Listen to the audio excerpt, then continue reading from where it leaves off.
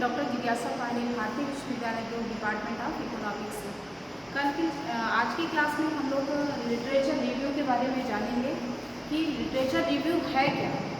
तो literature review को हिंदी में साहित्य समीक्षा कहा जाता है, यानी आप जिस चीज़ की जांच कर रहे हैं और जो आपके विषय क्षेत्र में पहले ही जांच की जा चुकी है, इन दोनों के बीच के संबंध को बनाने के स्थान को क्या कहते हैं, लिटरेचर रिव्यू कहा जाता है। इसकी मदद से आप साहित्य में कमियों को भरते हैं और उसे ज़्यादा समृद्धि बनाते हैं। यानी आप जिस चीज़ की जांच कर रहे हैं और उस विषय पर जो पहले जांच की जा चुकी है, इन दोनों के बीच के रिलेशन को जो बताता है वही हमारा लिटरेचर रिव्यू कहलाता है। अब मान लीजिए कि एग्जाम्पल के द्वारा हम बता रहे हैं कि आपको आपके शिक्षक या प्रोफेसर द्वारा साहित्य समीक्षा करने को दे दिया जाता है। ऐसे में आप जैसे कोई भी विषय, जैसे सतत कृषि उत्पादन के लिए जैविक खेती पर व्यवस्थित साहित्य समीक्षा को चुनना, तो यहाँ पे आप जो भी विषय चुने वह आपके अध्ययन क्षेत्र से जुड़ा हुआ होना चाहिए। यानी जिस विषय पे आप लिटरेचर रिव्यू करने जा रहे हैं वह आपके अध्ययन क्षेत्र से जुड़ा होना चाहिए। अब यहाँ पे ऑर्गेनिक फार्मिंग यानी जैविक खेती पर पहले से ही काफ़ी कुछ लिखा है और अध्ययन भी किया जा चुका है, तो आपके पास यहाँ पे एक मौका यह है कि उस क्षेत्र से जुड़ी ऐसे शोध करने को जो थोड़ा सा नया हो और अलग हो। आपको पहले से उपलब्ध जानकारी और आप जो जानकारी इकट्ठा कर रहे हैं उन दोनों के बीच में आपको संबंध स्थापित करना है। यानी जो शोध इस विषय पर जो काम पहले किया जा चुका है और उस टॉपिक पे जो आप काम कर रहे हैं, इन दोनों के बीच आपको संबंध स्थापित करना है। इसी को ही लिटरेचर रिव्यू कहा जाता है। यहाँ पे दूसरा पॉइंट हमारा ये आ रहा है कि ऑब्जेक्टिव ऑफ लिटरेचर रिव्यू, यानी हमारे शोध साहित्य का उद्देश्य क्या है। तो हमारे शोध साहित्य के 5 उद्देश्य होते हैं और इन उद्देश्यों के बारे में हम पहले देख लेते हैं। इनमें से हमारा पहला उद्देश्य यह है कि अन्य शोध के साथ अपने शोधों या निष्कर्ष की तुलना करना। हमारा पहला उद्देश्य क्या होना चाहिए, अन्य शोधों के साथ अपने शोध या निष्कर्ष की तुलना करना। दूसरा हमारा उद्देश्य यह होना चाहिए कि अपने शोध को सामाजिक मूल्य से जोड़कर उसको तैयार करना। और तीसरा उद्देश्य यह है कि अपने पाठकों के लिए शोध की पृष्ठभूमि तैयार करना। हमारा ये तीसरा उद्देश्य है। चौथा उद्देश्य हमारा लिटरेचर रिव्यू का यह होना चाहिए कि अपने प्रयोगात्मक विधि का औचित्य सिद्ध करना। पांचवा यह है कि एक शोध अंतराल तैयार करके अपनी परियोजना की वैज्ञानिक नवीनता का संचार करना। तो ये हमारे लिटरेचर रिव्यू के 5 उद्देश्य हो गए और ये पांचों उद्देश्य जिन्हें हम ध्यान में रखकर शोध कार्य करते हैं, और अगर हम अपने शोध कार्य के उद्देश्यों को ध्यान में रख के आगे बढ़ते हैं तो उसे ज़्यादा बेहतर ढंग से हम अच्छी शिक्षा पूरा कर पाएंगे। और इनमें यह उद्देश्य हमारा होना चाहिए कि पहले से उपलब्ध जानकारी से हम क्या बेहतर कर रहे हैं, क्या बेहतर करने की कोशिश कर रहे हैं। तो वर्तमान अध्ययन से प्राप्त निष्कर्षों की तुलना करने पर जो परिणाम हमारे आते हैं, जो परिणाम आ रहे हैं, वही आपकी समीक्षा को सफलता या असफलता का तमगा देते हैं। यानी डिसाइड करते हैं कि आपका लिटरेचर रिव्यू सफल है अथवा असफल। तीसरा पॉइंट हमारा आ रहा है कि how to write the literature review, यानी हम लोग इसको अपने लिटरेचर रिव्यू को साहित्य को लिखते कैसे हैं।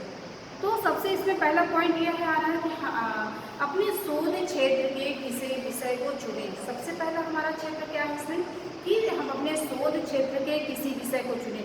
अगर आप लिटरेचर रिव्यू करना चाहते हैं तो सबसे पहला कदम आपका ऐसे विषय को चुनना चाहिए जिस पर आपको साहित्य समीक्षा तैयार करनी है।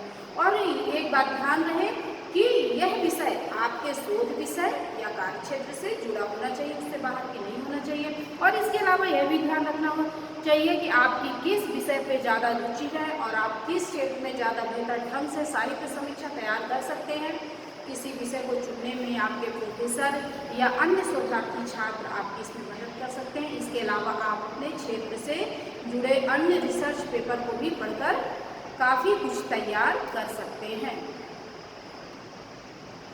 इसमें हमारा लिटरेचर रिव्यू को लिखने का दूसरा उद्देश्य हमारा यह होना चाहिए कि विषय से संबंधित साहित्य की खोज करना। यानी विषय से संबंधित साहित्य की खोज करना हमारा दूसरा कदम होना चाहिए। आपको उसी लिटरेचर को खोजना है जो आपके चुने हुए विषय और शोध कार्य से संबंधित हो। आपको उन अध्ययनों को चुनना है जिसमें दी गई जानकारी आपके दृष्टिकोण से विपरीत हो। साहित्य समीक्षा का मुख्य उद्देश्य ही यही होता है कि आप पहले से मौजूद जानकारी में क्या नया जोड़ सकते हैं अथवा सुधार सकते हैं।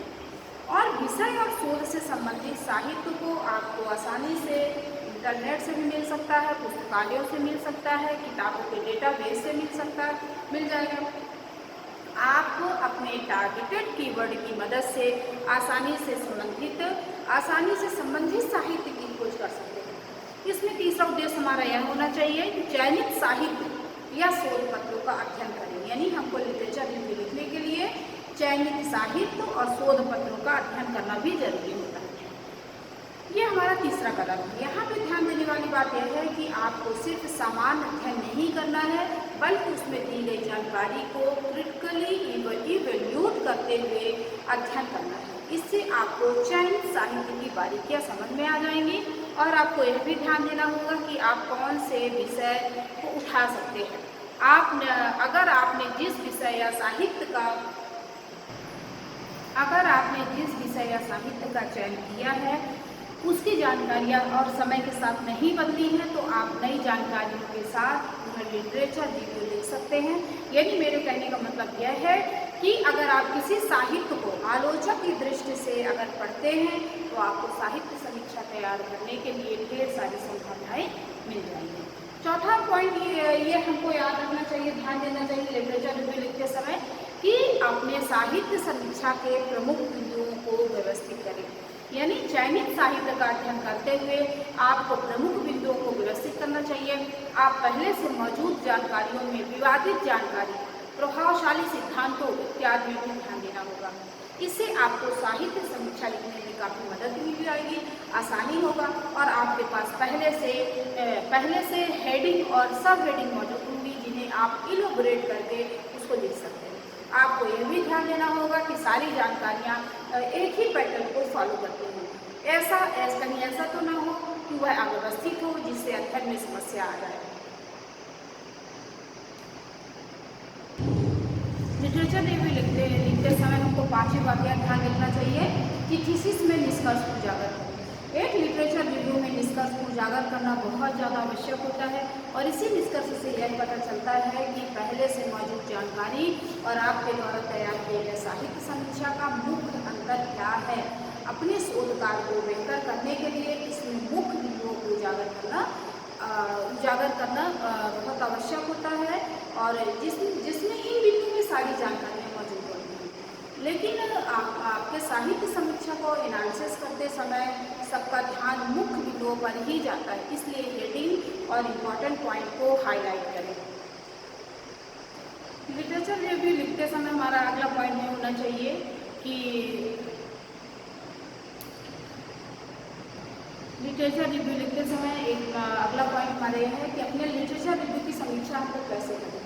अंत में आपको अपने द्वारा तैयार किए गए लिटरेचर रिव्यू की समीक्षा करनी होती है। आपको ध्यानपूर्वक पूरे साहित्य समीक्षा को शुरू से लेकर अंत तक पढ़ना है। आपके मन में साहित्य समीक्षा का उद्देश्य अंकित होना ही चाहिए, जो पहले से उपलब्ध जानकारी से बेहतर करना या उस क्षेत्र विशेष से जुड़ी नई जानकारियों को जोड़ना हो। आपने जिस तरह एक्सेप्टिव लिटरेचर को क्रिटिकली एनालिसिस किया है, ठीक उसी प्रकार अपने द्वारा लिखे गए नए साहित्य समीक्षा का भी विश्लेषण करें और इससे आपको यह समझ में आ जाएगा कि आपके द्वारा तैयार किया गया साहित्य समीक्षा बेहतर है या सहायक है। नेक्स्ट पॉइंट हमारा कंक्लूजन आ रहा है, यानी अगर आप लिटरेचर रिव्यू तैयार करना चाहते हैं तो हमारे इसमें कुछ महत्वपूर्ण बिंदु हैं जिन्हें हमको फॉलो करना होता है। जैसे सबसे पहले हमको अपने लिए एक बेहतरीन नोट्स तैयार करने का कौशल विकसित करना चाहिए। अध्ययन सामग्री करते समय आलोचनात्मक दृष्टि अपनाना चाहिए। एक ही पैटर्न पर समीक्षा को तैयार करना चाहिए और जानकारियों को व्यवस्थित रूप में लिखना चाहिए। तो ये सारे चीज़ें आज की हमारी क्लास में हुआ लिटरेचर रिव्यू को लेके। नेक्स्ट क्लास में हम नेक्स्ट टॉपिक पर चर्चा करेंगे। आज के लिए